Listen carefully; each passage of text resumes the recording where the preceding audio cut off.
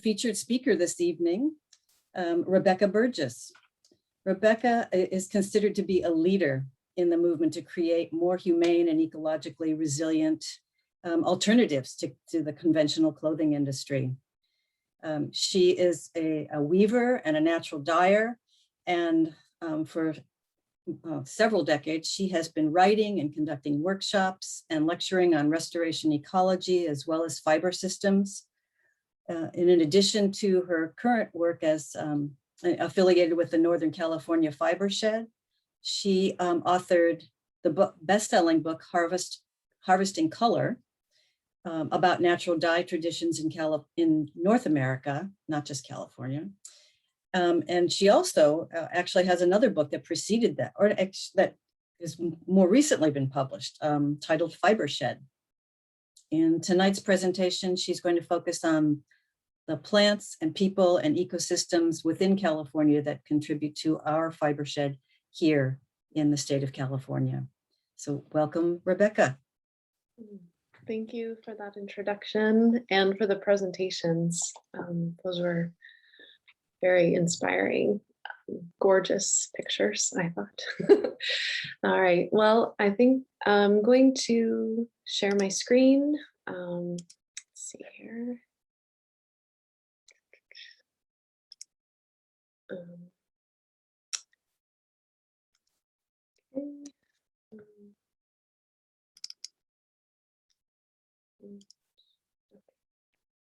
Can you see that?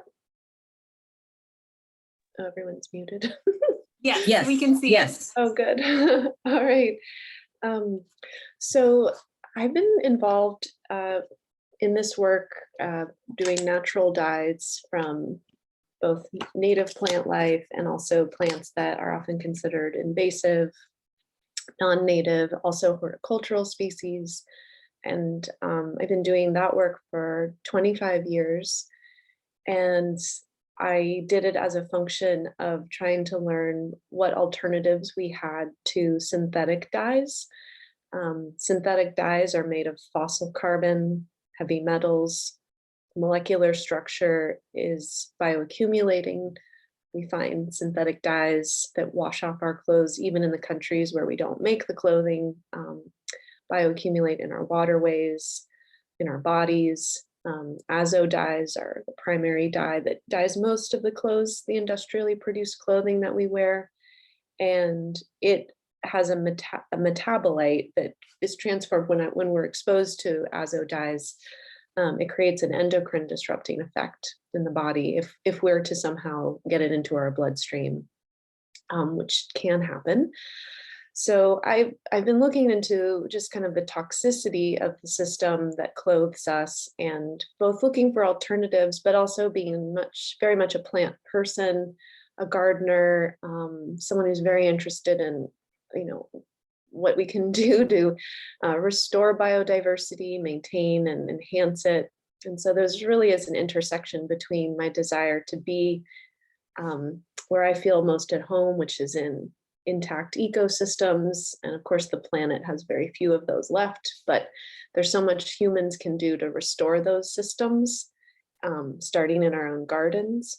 And so I'm interested in that intersection between the ecology that I feel at home in and how that can become a solution for some of our bigger global problems and the clothes that we wear every day on our skin. So here you see a picture of Equisetum. This, I commonly call it horsetail, and I think this plant has been on our planet for something like 380 million years. It makes a beautiful pink, soft pink dye. It grows in abundance on some of the land that I farm currently. I'm in North Central California, by the way.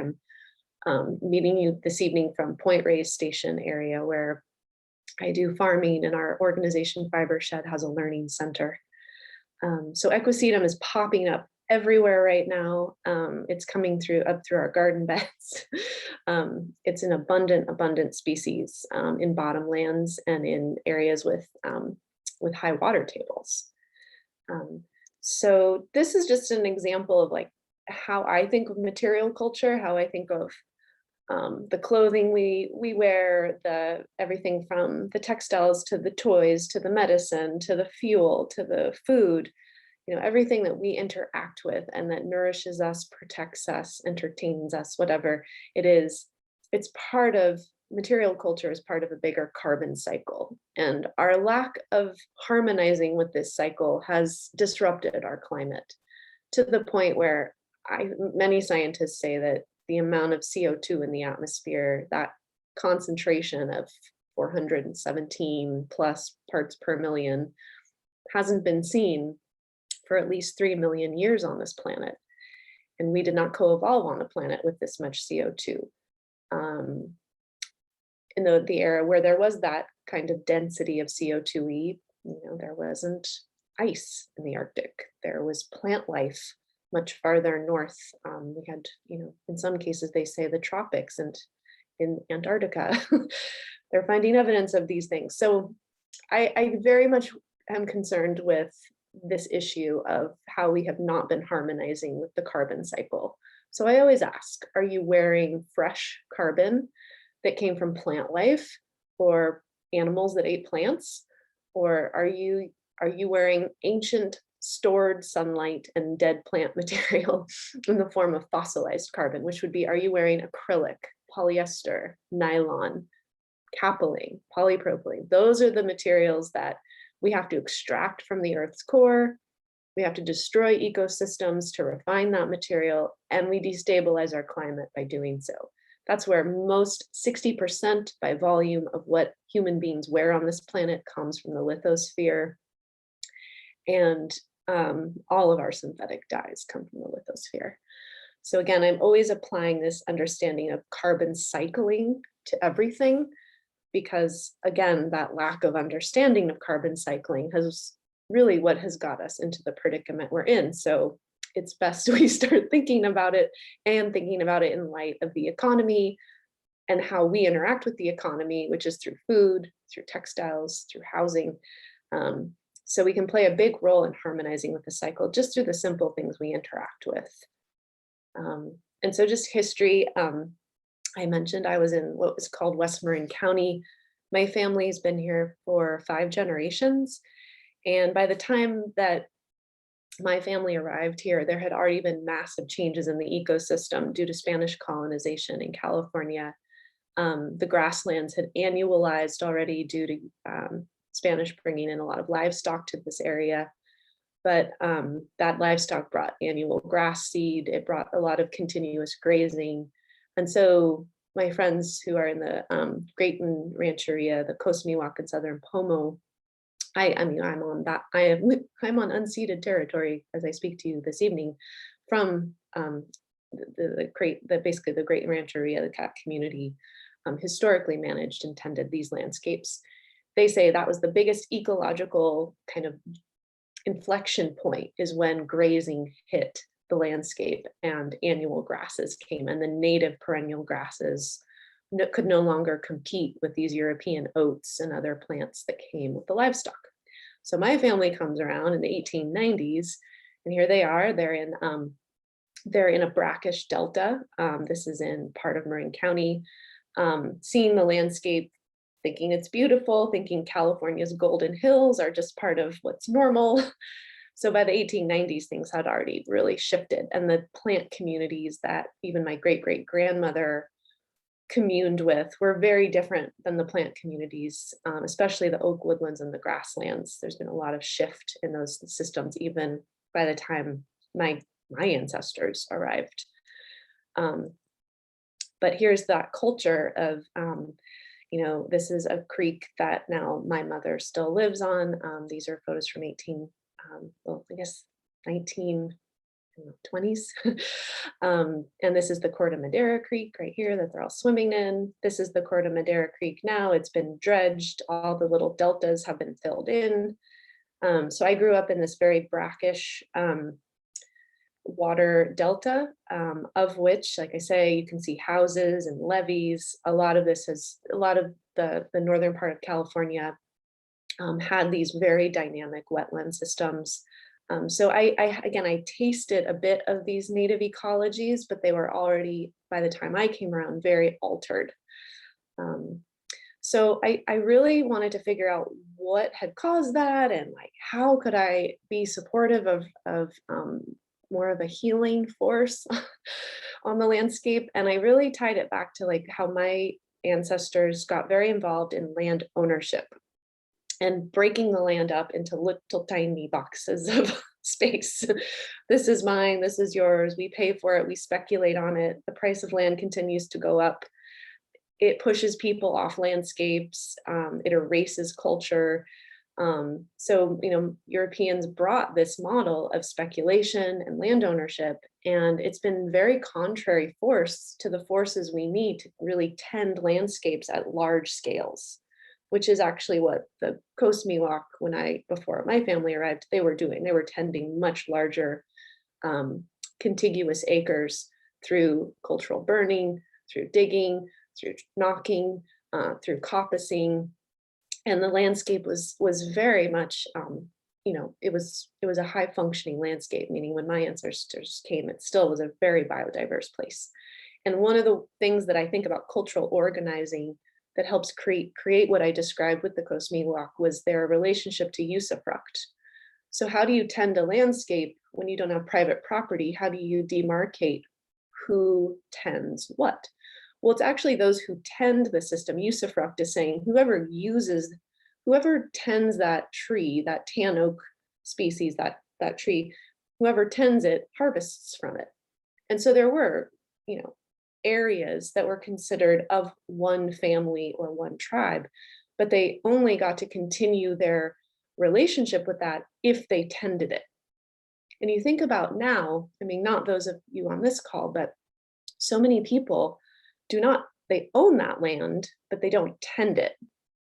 And without the tending, they still get to own it. Well, that wasn't the case with usufruct. If you stop tending, someone would come in and start tending it and harvesting it for their needs. So ownership doesn't include land tending. And it's really a big distinction between usufruct models and speculation and ownership models. And I think biodiversity and plant communities are often the victim of the delta between those two land stewardship models, or one, it's really not a model of land stewardship, it's a model of speculation. Another thing that's very formative to the Fibershed concept was brought to me through understanding the native basket weavers. So I believe this is Mabel McKay. I don't know if any of you have read Weaving the Dream, written by Greg Saris. It's a beautiful book. This is a photo of her pulling out I think it's a carex, I'm forgetting the whole Latin name, but it's a sedge root. And so this sedge root would have been dug up in a riparian corridor, and it would have been used as the weaver in a horizontal weaving structure for a basket that could have become watertight, enough to hold liquid or acorn meal. It could have been a basket, in fact, used though to adorn the body, or a burden basket used to collect seed. And these roots, do you notice the straightness of them? And you think, wow, if I were to dig up a root, would it be that straight?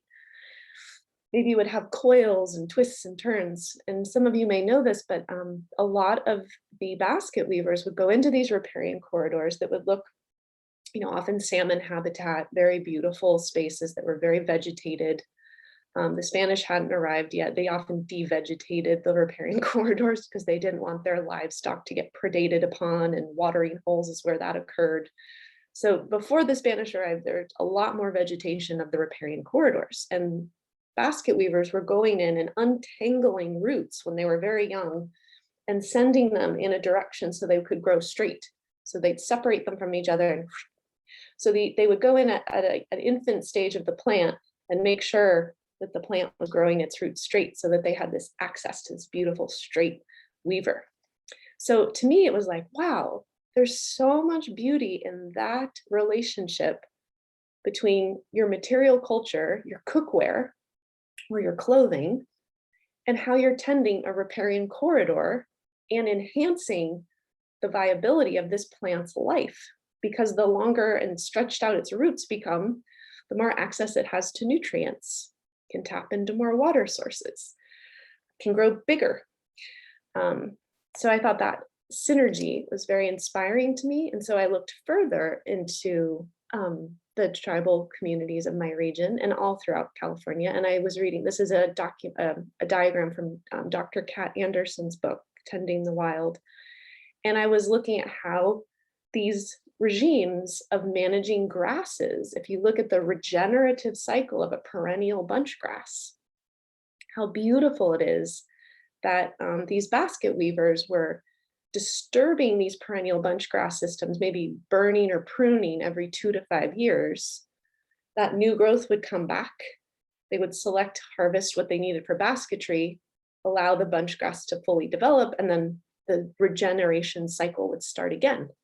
Without management, that regeneration cycle would take longer. So you see that longer arc of circle.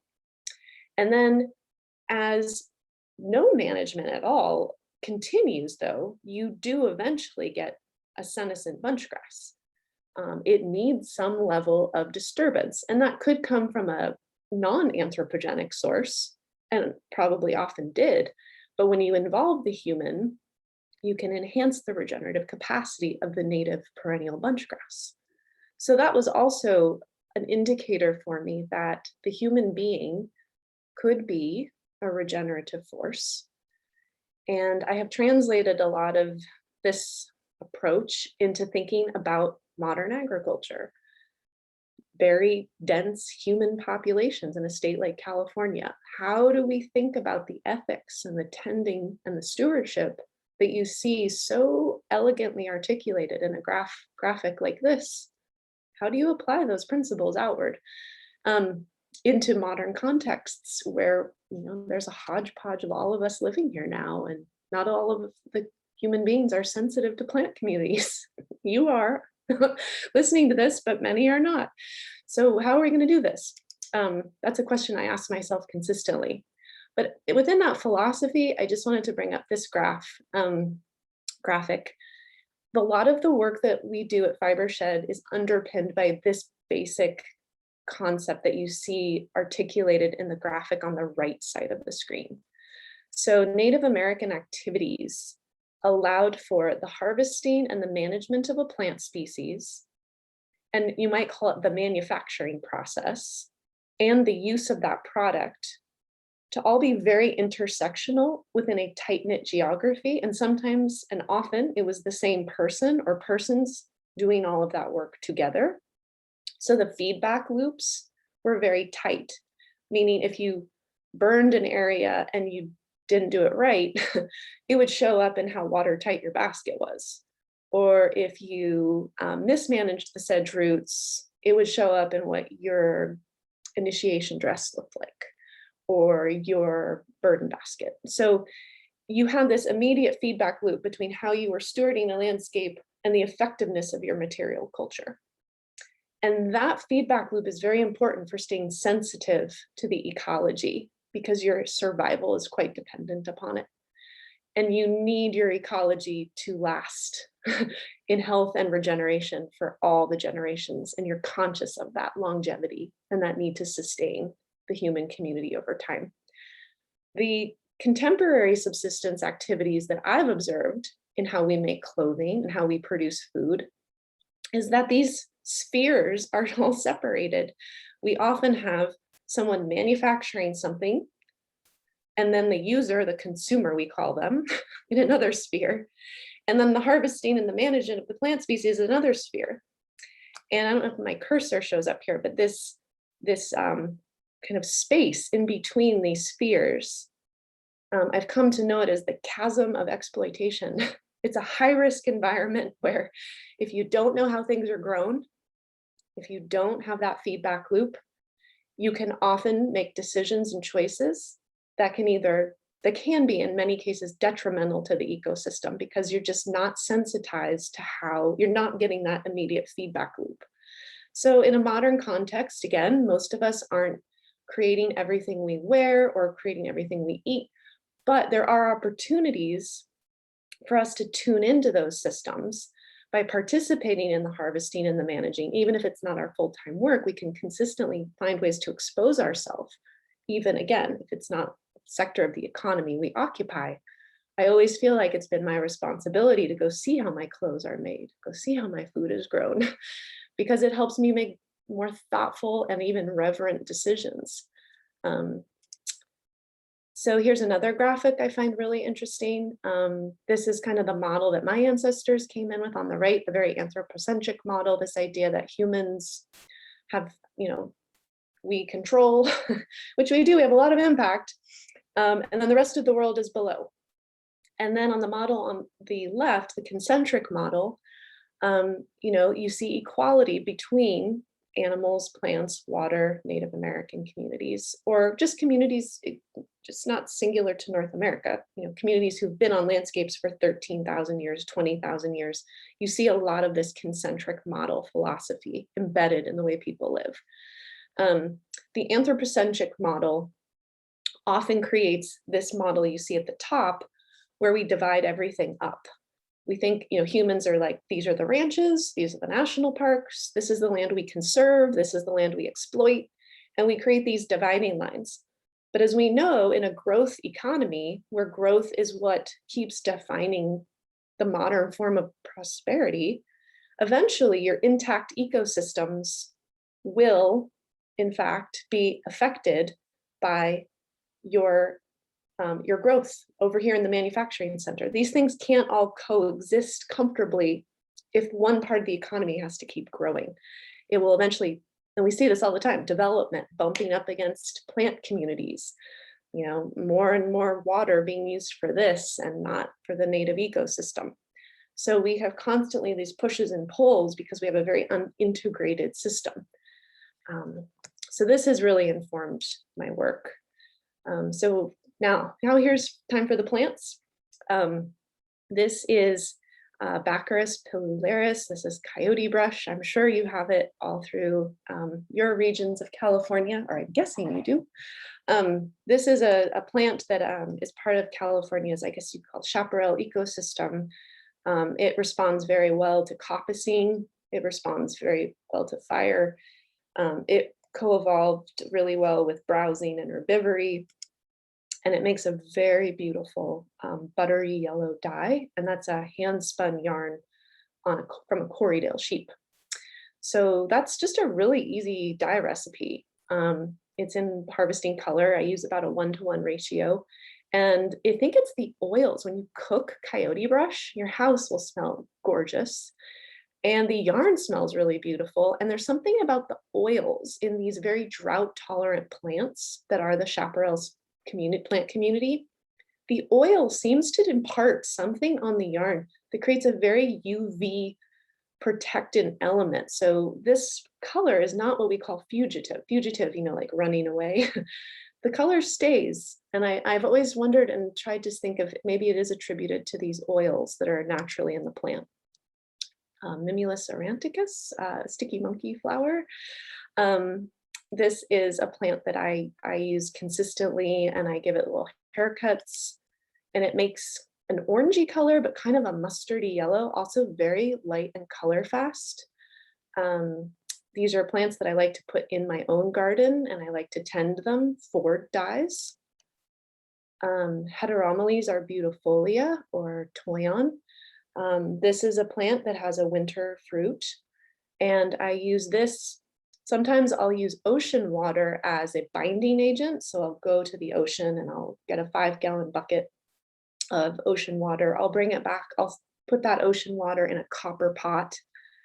And when I do that, and then I put my shirt in the copper pot with the ocean water, and I let it sit there for a while, like a day. And then I put that shirt in a hot steaming bath of Heteromeles arbutifolia. You can get a color very much like the berry without using the berry. You can use the suckers of the plant. You can actually help prune the plant back in ways that it benefits from. Not use the berries. I always say save the berries for the birds because they do rely upon them as a winter food source. But you can see through the plants circulation system, how this beautiful pigment does transfer through the whole plant. So seawater is really good, but if you don't use seawater, you do get kind of just a basic orangey brown color.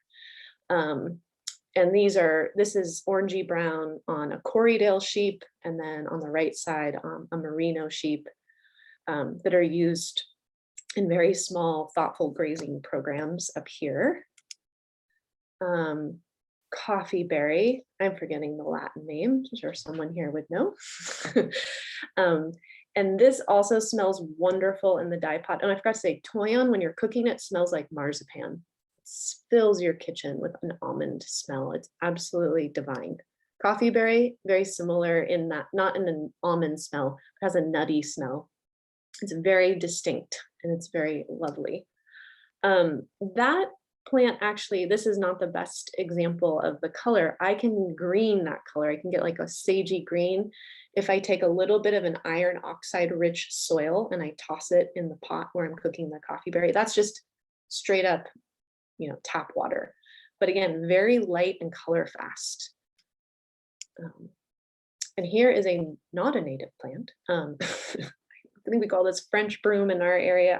I was told it was brought in to create an erosion mitigation strategy for the railway lines, but oof, it has just taken over the understory of Mount Tamalpais, and so many other parts of the county, and it creates a high fuel ladder. So I take it out as much as I can. And I make a beautiful sagey green dye out of that. I actually love the dye. Don't quite love the plant. I wish I could find love for it, but it's a little too ubiquitous. Another non-native, this is, I think this is just originally from the Mediterranean, this fennel plant. A lot of people use it in cooking. It's a great herb. It grows on very dry hillsides here. I think our native version of this would be Paraduridia gardner, I want to say. We do have a native fennelly-like plant. It has I guess you call it a bulb or corm that tastes like a sweet potato, and our tribes around here use it as a starch. But this is the European version, and it's everywhere. And it makes a darker green. And that's if you do throw a little iron rich soil into the vat with it. Really, it smells delicious.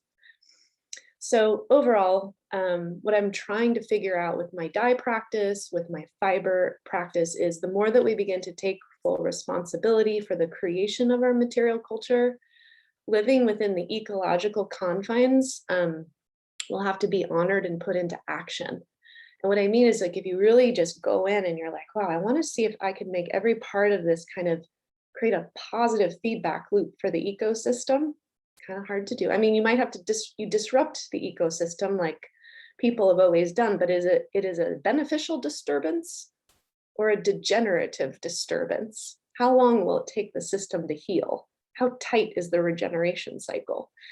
I ask those questions a lot, so that I can figure out what is the best way to live within this ecology, this system. So the reality of in contrast, what I have known for some time about our textiles, there's around 2,000 synthetic chemicals used to process industrially made textiles. Cadmium, mercury, lead, a lot of that is in denim production. Kind of our favorite basic thing that has become so famous in California due to Levi Strauss and his bringing of denim from Nimes, France, and then having that dyed in indigo. By the time Levi Strauss came to California in the gold rush, he was already using a lot of synthetic dye. Synthetic dye was developed actually though in 1856, and it did not take much time for that to really become the system, through coal tar as a base material. So yeah, the chemistry is intense. It's often now, as we know, done in countries with no OSHA or environmental standard that compares to what our standards are. So we import these textiles and we wear them, but we in fact wouldn't even allow those processes to go on within our own state borders. So that's the kind of hypocrisy in the system. We wear it, but we wouldn't make it ourselves. So that's what I'm always looking to figure out solutions for. Patagonia down in Southern California did this life cycle assessment and looked at a merino crew neck. And they said their merino crew deposited around 47 pounds of CO2 into the atmosphere, which is around 127 times the weight of the shirt. The R2 fleece deposited 20 pounds of CO2 into the atmosphere, 22 times the weight of the jacket. I have a lot of actual criticism of the way these LCAs are done, but this is just to give you a signal of the general footprint. The reason why plastic clothing doesn't have the bigger footprint is because they don't measure the extraction of fossil fuel or the refinement of it in the math that includes the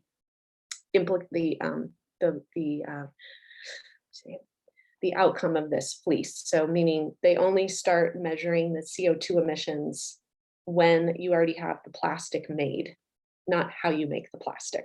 So it's very, they call it cradle to gate measurement, and all the cradles start at different times.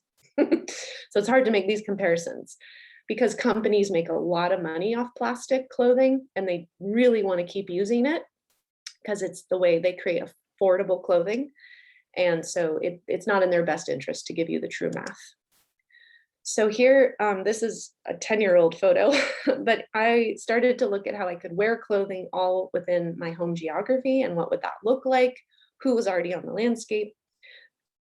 So here I'm wearing a color grown cotton grown in the Capay Valley.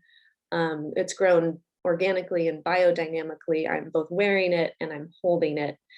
That field of cotton had been sheep grazed, and the greenery from the native species and non-native species was coming back. So the Fibershed module, I started to develop. It was that I was going to wear clothing within a 150-mile radius of my home, but I started to think, this has bigger implications. What if we could build a textile culture that could really function hand in hand with these principles of ecological balance, local economies, and regional agriculture? So I met Jane Deemer, a small wool mill owner up in Winters, California.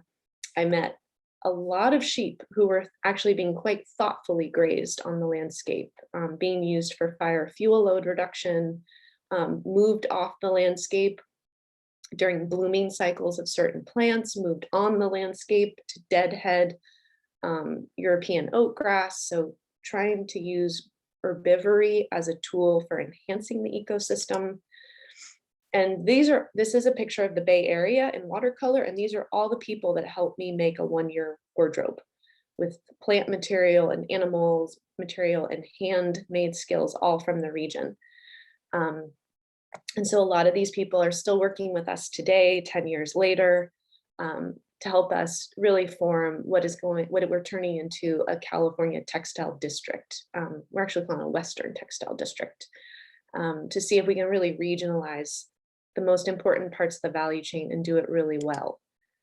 So I met wonderful women on this journey. This is Robin Lind, who raises Jacob sheep, actually in the Vacaville area of California. This is a conservation livestock breed.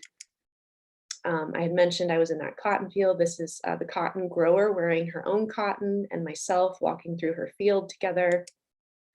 I toured the last remaining textile mills. We have really old machines still on the landscape, operated primarily by women. In fact, the two mills up here that are operated are both, one is operated by Sarah Gilbert, Mendocino Wool and Fiber, and another operated by Marquette Williams. And like I said, I met incredible women. This is Jean Neer. She actually passed away, unfortunately, 2 years ago at the age of 106. She passed away on her ranch. She was still managing 56 head of merino sheep. Beautiful, beautiful human. This is her holding a Heteromeles arbutefolia sweater with a young knitter who was 18 at the time, and they collaborated together. Let's see here. I'm almost done with these photos, but here is another collaboration between a young designer, Sierra Reading, and a sheep rancher, Sue Roycer. And that sheep's name is Farrah Fawcett, and the wool is divine. And it made that interesting vest that Sierra is wearing. It was dyed with onion skins. Oh, I think that was it. So I guess I've been talking a lot, so I should probably pause. That is awesome, Rebecca. And seeing those colors, seeing how plants can make some of those colors were just incredible, because I don't think I've ever thought of that until Fibershed, until we were going to have this webinar. So thank you so much presenting all of that. We do have a couple of comments already and a question. So what I will do is I will get started with some of these questions or some of these comments. Let's see. The first one was from Patrick, and he said he appreciates what you said about reverent decisions. We have another comment from Jam Jim. Thanks for expanding on the cultural perspective. A very large percentage of European invaders came from similar ecological, oh gosh, I'm going to get this word wrong. Usufruct backgrounds. An example given is Sparta weaving shoes, baskets, hemp ropes, fabric, sails, hackberry, hay forks with little to no ecological impact. So what went wrong? Oh, I think that's a really, the only, I would say, thread that I could say in terms of what went wrong would be, I'm reading a little more about the enclosure laws in the North Atlantic, like in Great Britain. My family has Irish ancestry, and I think, the British culture was very good at figuring out how to create the settler colonial state. They practiced on the Irish first. So we lost our language and some of our cultural practices were thrown to the wind. And I think that just that whole idea of oppressing and taking, it's something humanity it's been really definitive in our human experience for some time. And I think it's just time to bring our awareness to it and stop and heal. So I think it was done because someone did it to us. So we came here and then we did it to the native communities. We learned it, and we learned it in a way that disrupted our own relationship with landscapes. And whether we were conscious of it or not, I think our own anger and displacement created the violence that we saw here in North America between European culture and indigenous communities. That's my take, but. And I think we are now in an age where we are disrupting that, and we're questioning everything that has happened up until our moment. So I think now is the time that we're really going to see that change, and we have to be those catalysts for it as well. Absolutely. And there's nothing like plant people to help. Exactly. Well, here's another question. I'm going to do a couple more from our chat. This one is from Snowdy. How about recycling clothing and fiber and fabrics? How does that work? Well, right now, less than 1% of clothing is recycled. It's definitely what the fast fashion brands like H&M, a lot of brands will say, we're going to recycle.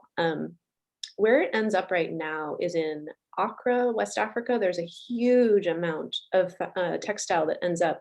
East Africa banned our textiles, but our form of recycling is actually dumping it in, I think it's called Contamino. It's a textile community that receives 15 million pounds of textile waste per month. You can go on, if you could use Instagram, you can go to the OR Foundation, OR Foundation, to see what has gone on with how we're recycling. It's cost prohibitive, according to the companies, to really to do that work. And part of it is because the companies cheapened the fabric by using plastic in with the cotton. So a lot of clothes are blends. Blends are outrageously awful because to separate them, to get the cotton out and the plastic, it's done at the lab level, but it's not economically scalable. I think we do technically need to recycle textiles. I just think we need to put a lot more pressure on the industry. We need to regulate the industry to force them to do things that economically they don't want to do. They're dumping it right now. I do think there's a role for it. I will say though, just to warn everyone, there's large trends to use like recycled fishing nets, ocean plastic, and turn it into clothing like yoga pants. You probably already know all this, but that is not an ecological solution, because the last place we want plastic is in an abraded material like a textile, especially an athletic textile that you're running in. You do not want lint, plastic lint. We're already, urinating in plastic. We are excreting plastic. We have plastic in our marine ecosystems in the San Francisco Bay. The lion's share of microplastic pollution, and I'm going on a boat tomorrow to do trawling for this. The microplastic pollution is 54% of all microplastics in the San Francisco Bay is acrylic, polyester, and nylon. Our clothing is shedding through storm events. Our dryers blow it into the air. It settles on the land, and during storm events, it gets into our tributaries and into our marine ecosystems. So what we don't want, putting plastic into a car part, a sidewalk, a road, a building material, fine.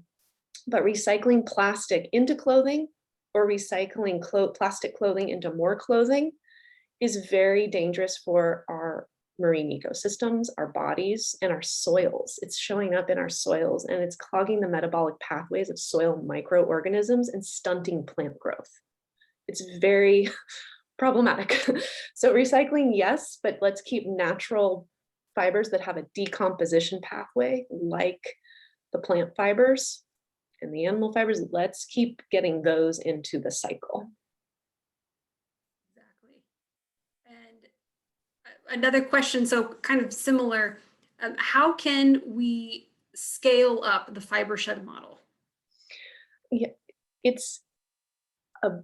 I think there are two forces at work. One is you have these fast fashion brands that are going to try to tell you they're going to become really sustainable.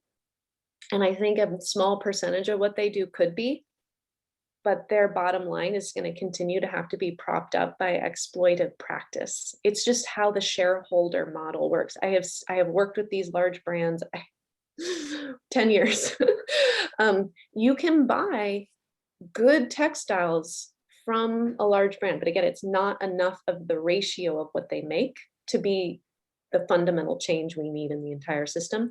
Small brands and mid-scale brands who don't worry as much about the margin because they're maybe not a publicly traded company, some of those brands can really make 100% natural fiber garment and go all the way back to the farm and tell you where. There's an emerging group that's doing that. We're helping them. We're calling it farm forward programs.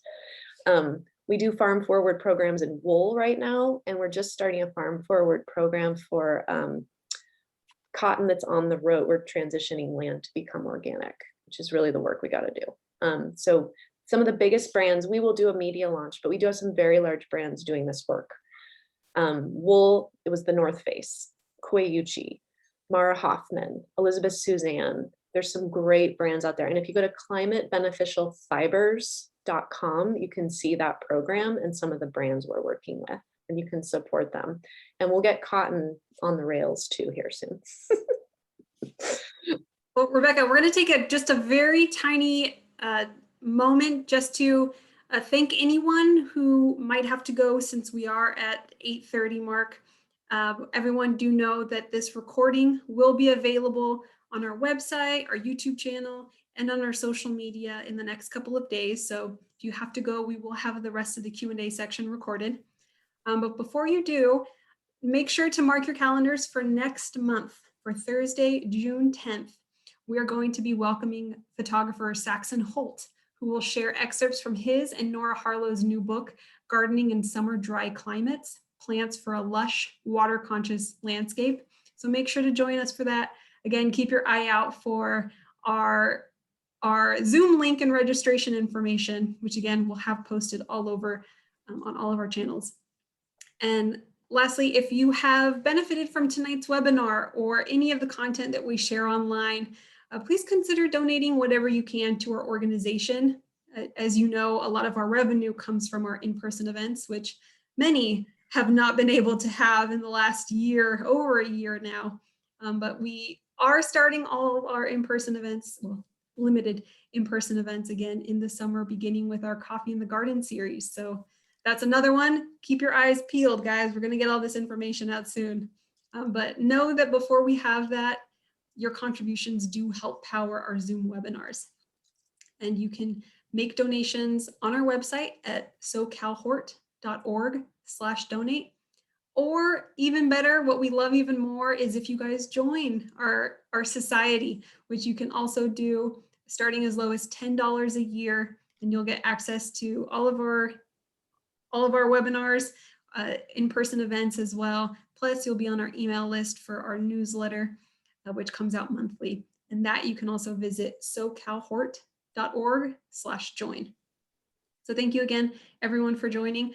We are going to keep going with some questions that we have not answered. So if you have some time, stay on for a little longer. I'm going to go to our Q&A section now, Rebecca, because we have a few things up here.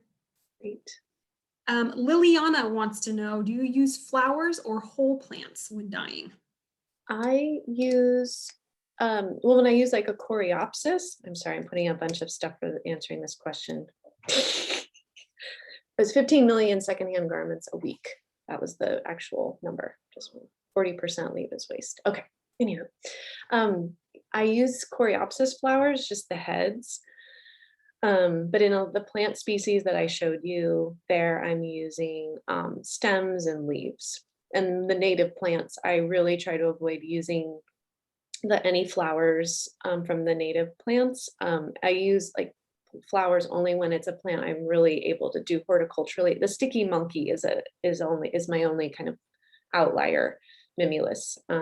I will use the flower and the stem of Mimulus, and I grow a lot of it as well. And so that's another thing, is just try to put, maybe in that presentation you're going to have on the lush dry land garden, Mimulus could show up. And the drier, it's free. It's free. And the less you irrigate, the stronger the color. Like water distributes the pigment through the plant. And when the plant is dry and looks kind of sad and maybe needs a prune back anyway until the next rain season, which might have happened naturally, you would have maybe had a fire come through or herbivory come through because the animals are getting real hungry and they're eating whatever. That's the time to harvest as a dyer and then put it in the dye pot, and the colors are much more pronounced in the dry season. Very cool. The next one is from Linda. What mordants, tannins do you use when dyeing? I use oak gall tannins.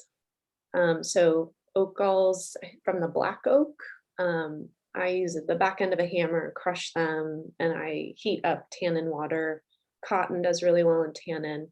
If I have time and I can use it safely, I use potassium aluminum sulfate. It's considered the most benign, but it still is refined from bauxite, so it has a footprint. But there are alum deposits that you can find naturally in the desert Southwest, and I have seen that and harvested that before as a mineral. I use iron oxide or iron-rich soils. I often add that into the vat.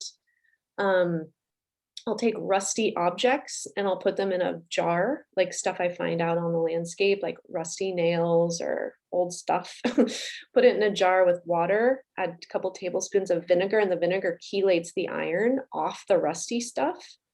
And then I use that orange water and I pour that into a pot and heat it up. And then I put my like fennel. It worked really well to mordant things in that rusty water, and then put it in a fennel bath. Is that it? I think, alum root, if you don't want to use potassium aluminum sulfate, maybe some people call it coral bells, I want to say, but there's an alum root plant that is actually, I believe, native. I'm sorry, I don't know the Latin name. I do have it out in my garden. It's Heuchera maxima. Heuchera maxima. Oh, what was it? Say it one more time. Heuchera or Heuchera, if you want to use the German pronunciation, maxima, island alum root. And then there are many other species of Heuchera that are native to not just California, but the Southwest as well. I don't know which ones have the best, roots to use for this purpose, though. Not sure. I think you could try, and they're apparently aluminum accumulators. So they have the metal in, like, whatever, at trace levels, they have what you need. Ratios and stuff is all dependent on soil health and how well the plant's doing. But if you just want to use plants as a mordant, that would be and then Camellia sinensis, the tea plant, Mhm. The older leaves accumulate apparently a little bit more aluminum. I haven't been able to grow that. I grow the alum root, but I don't grow Camellia sinensis. But a lot of people in, what is his very famous natural dyer from Bretagne in France, he uses it. He came to the Berkeley Botanic Garden. He was like, ooh, just so excited to see Camellia sinensis. Hmm. All right, well, the next question is, well, it's a comment question from Douglas. You shouldn't ever quit yourself, I believe. From native Spanish and to now, you wove a wonderful trajectory. Where does this thread lead? Where do you lead Southern California? Or where would you lead Southern California? Is that in the chat? I just want to make sure I'm reading. It's in the Q&A. Q&A. Okay. Yes, so go to answered, and then the very last one, Douglas Kent. Okay. It's in the open. Any other potential use for invasive plants and natural yes, I think kudzu, what do you call it? The thing that's taken over the southeast. You mean kudzu, the vine? Kudzu. Thank you. Kudzu. It's Yes, not very invasive. Very invasive. It's not a plant that I have worked with, but a lot of this woman, Amanda Cohen, landscape architect, she designed a whole system for harvesting it. It's definitely used for paper, but if you applied some of the softening chemistries we use for hemp, or even some people process flax. Flax isn't really processed, but hemp, there's some really ecological, this group Renaissance Fiber in North Carolina is actually developing a softening system that uses closed loop chemistry. You know, I wonder why we don't use that. Like people always talk about bamboo or birch trees, or, you know, all tensile, modal, and a lot of that is all from tree plantations. So I think why not use these other species that are invasive and instead focus on those as your bast fiber or your big fiber. So I think we Well, have eucalyptus is one of those, isn't it? Eucalyptus is, but I think they grow it in Brazil on tree farms. Oh. And then they ship it to Alabama and do a huge chemical hoo-ha on it, and then it becomes rayon t-shirts and stuff. Yeah, but so we do have to be careful when we use things that aren't already soft, because if it's not already soft, there's a chemical involved. Interesting. Well, related, this is from Laura. She wants to know, do you work with hemp, and how do natural dyes work with that material? I do work with hemp a little bit. It's been really hard to get seeds, but I have some from New Zealand, and I'm trying a little bit in the garden. I have small plot. I have only done the scutching and the dew-redding, and then scutching and hackling by hand. But like I mentioned, Renaissance Fiber, if you look them up, they have all these great PhDs working on green chemistry, and they're trying to do an American hemp resurgence. I've definitely worked with it, but more at the hand processing level, because I'm just getting familiar with it. You know, they banned it for so long, and in Kentucky and in parts of the country where it grows very well, it was consistently used for rope. The places in the world where it was really honed for textile was Eastern Europe, China. Definitely the North American Native community. We have something that is known as dogbane, common name, but also Indian hemp. And it was used for fish weirs, and it was also used for jewelry making. So we do have a native hemp that I'm really excited about, but I also know it's not a plant that, like, I respect our native community to manage and steward that. And I don't, you know, I'm always trying to figure out, like, what plants should I be working with appropriately? So I work with the European hemp plants just to kind of feel out what that could be. And I'm interested in textiles more than I am rope. And modern Americans just didn't have a good relationship with hemp textiles. Like, we didn't really refine that game. Interesting. We have a ways to go. The next question is from Elizabeth. I do a fair amount of knitting. Where can I get naturally dyed and harvested wool? Oh, I have a place. Let me put it in the chat. We have a co-op. It's a California-wide co-op, and it just put together its own online marketplace. Like it's a little Fibershed Etsy for the farmers and some of the natural dyers. And I'm just putting in the chat. I mean, it's a homespun website, but it works. It's where Silicon Valley was able to help out growers. So yeah, there's a yarn drawdown menu, and and you go and it says Aran, bulky, DK fingering, hand spun, sport, worsted, and then there's a naturally dyed. And those colors are outrageous, but they're all dyed by hand from garden plants. And I think Warner Creek, Bonnie is the one who does that work. The colors look outrageous, but it's like rabbit brush. She uses rabbit brush and it's just neon gorgeous. And what else is she using here? Oh, the woad, the blue. It has gone wild up in Modoc County, California. So she harvests all the wild woad, which has kind of gone berserk, and she turns it into a dye. And I see that here too. Super cool. Well, the next one is from Jane. And actually Jane had a question from our email too. I'll do the one that's in the chat first. Do you think there's any relationship with allelopathic nature of plants to their dyeability? I may have said that wrong too. With the Allelopathic. Like if they resist other plants growing around them, will they be a better dye? Is that the question? Like, is the allelopathic quality a dye enhancer? Eucalyptus is a wonderful dye. Cytarxylon is the eucalyptus that I found can give me bright red. I think it has an allelopathic nature. And then the other one, I call it just bay laurel. Bay laurel, I've cooked it before. Never cook it in your house because it creates a steam that just makes you cough forever. And it's like a violent cough. It's almost too medicinal. So I always cook bay laurel outside, but you can get a khaki color from it. And it functions very allelopathically in my yard. So, yeah. Related to this, so Jane did ask that in our email. She also says, is there a shared chemical makeup that a plant has that allows it to have this side component of a dye? That's such a good question. That's a question for the research that we have not really done. That's the depth that I'm hopeful we get to. Someone want to get a PhD? I'm going to just say that I don't think that it's just one chemical. I think there's a number of different chemicals that are involved because we're talking about plants that represent many, many, many different plant families. And I would be surprised if they all share the same chemical makeup.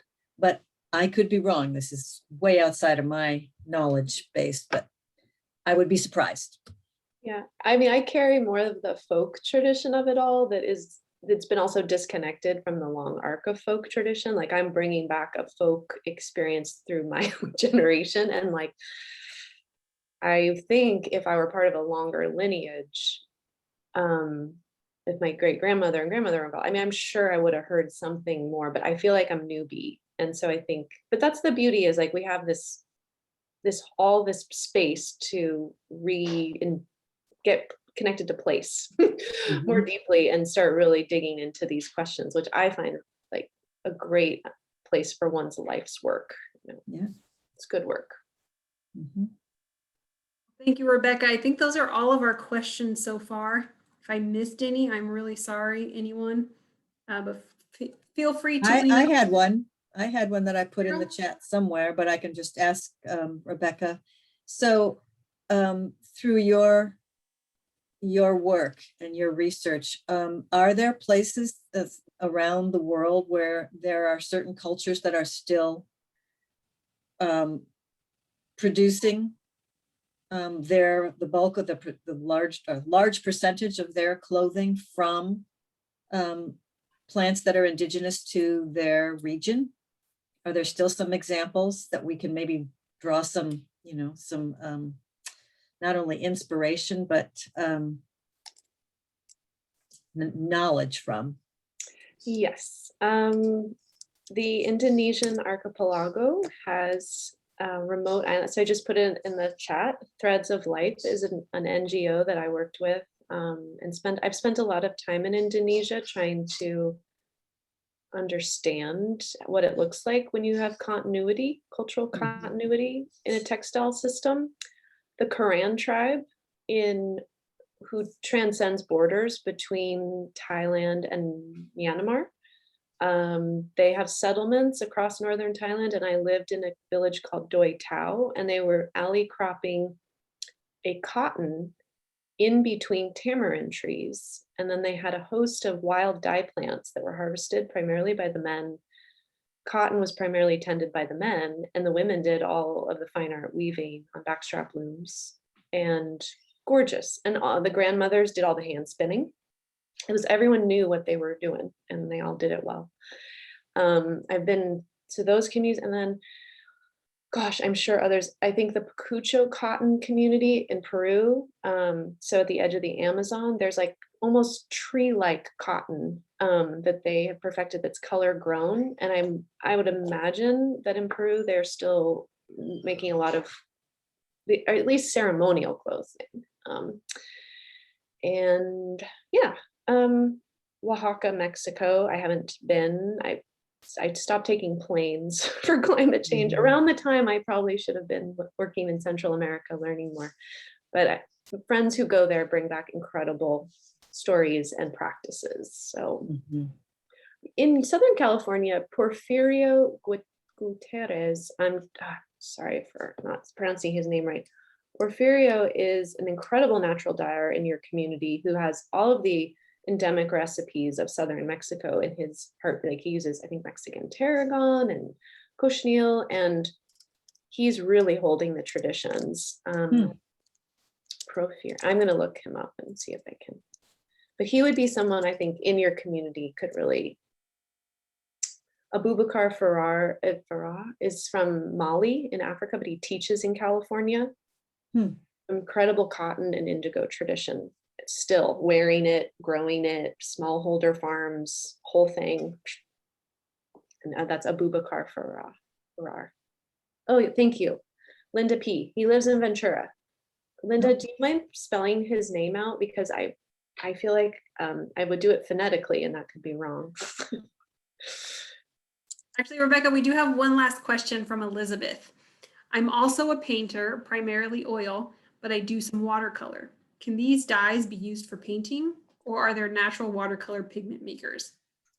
Oh, goodness, yes. The first I was exposed to that's a woman named Ann Carl Ravetta, who teaches at the Point Reyes National Seashore. But since then, this has taken off. Whoever asked this question, you have, I'm putting this, the Wild Pigment Project, yum. I mean, so we even started a pigment garden in Point Reyes. We are just making pigment for artists now because we don't have the large enough scale to do all the dyes. In like we grow Japanese indigo for pigment. We're growing weld and goldenrod for pigment.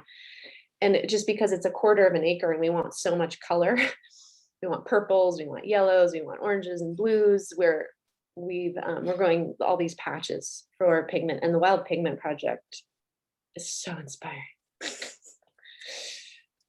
All right, we have another okay, this will be the last question, and then Rebecca, we'll let you go. But we keep getting them in. So this one's from Patrick. Porfirio Gutierrez. Thank you. Okay. Thank you. This one's from Patrick. What do you suggest a person can do if they want to get into horticulture, any entry-level worker, to be ecological, environmental, and plant conscious and caring? Oh goodness, I bet there's so many different wonderful resources in Southern California for this because of just the amount of people who have adopted what we would call permaculture. But I would imagine there's tribal communities that may be open to sharing knowledge as well. But I do know that I was thinking of their names. There is a system, an education system through Kiss the Ground.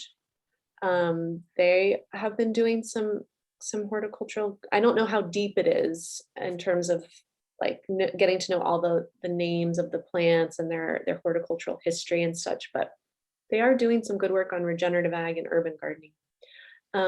But in SoCal, I just,